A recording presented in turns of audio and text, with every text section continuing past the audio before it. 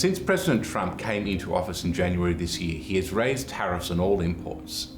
The impact of these tariffs have roiled the stock market, caused consumer confidence in the economy to drop, inflation expectations to rise, and many to predict a recession or economic slowdown this year. The uncertainty caused by tariffs have also led businesses to pull back on investing. With all this going on, it is important to address what is a tariff, who pays it, and why might we want tariffs in the first place. First, let's start with what is a tariff. According to Oxford Economics, tariffs are taxes imposed by a government on goods and services imported from other countries. So, tariffs are taxes. The question is then, who pays the tariff or the tax? In the case of the United States, tariffs are paid at the time of importation to US Customs.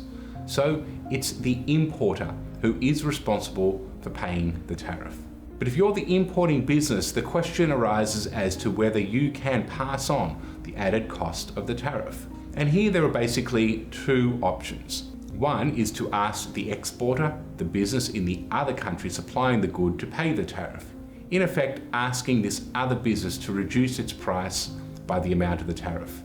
The second option is for the business importing the good to pass that tariff on to the consumer in the form of higher prices. So, who pays? If the importer is able to get the supplier to reduce the price of the good and thereby pay the tariff, the question is why the importer didn't insist on this price reduction before tariffs were enacted. In most cases, the tariff is paid by the importer and then passed through to the consumer or business. Research on the impact of the first round of US tariffs on China in 2018 during the first Trump administration confirmed this. For instance, a 2019 Harvard Business School working paper that collected data on the price of goods at the border and in stores found that tariffs were passed on to US retailers. Another economic study published in 2019 also found complete pass-through of tariffs to businesses and consumers in the United States. Higher prices for imported goods as a result of tariffs should not come as a surprise. In fact, raising the price of imported goods is often why governments impose tariffs in the first place. By raising the price of imports, this can protect domestic businesses that compete with these products. However, if the imported good is instead used to make other things in the United States, or if there's no replacement for that import, then the tariff makes things more expensive, which makes businesses less competitive. Tariffs are a tax on businesses and consumers.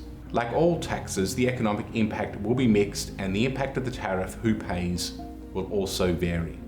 Ultimately, whether the United States wants to live with higher tariffs requires us to assess the costs and the benefits and to be clear about what the costs are in order to obtain potentially other benefits, such as more investment in those sectors with higher tariffs or protecting certain businesses from competition.